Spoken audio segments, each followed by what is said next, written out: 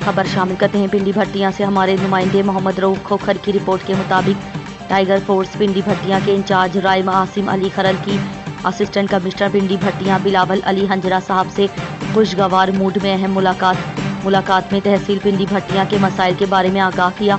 खुसूसी तौर पर किसानों के मसाइल, सफाई के मसाइल, महंगाई पर तबादला ख्याल किया गया।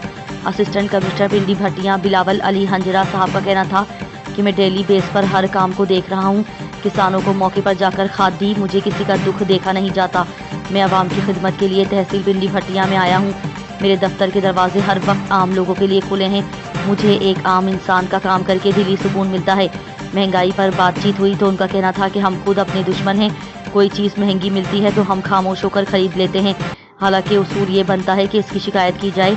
असिस्टेंट कमिश्नर पिंडी भट्टियां बिलावल अली हंजरा साहब का कहना था कि पूरी तहसील पिंडी भट्टियां में जिधर कोई चीज़ महंगी मिलती है उसकी फौरी तौर शिकायत करें, मुझे पर्सनली इसके बारे में आगाह करें ताकि मैं इस पर एक्शन ले सकूं।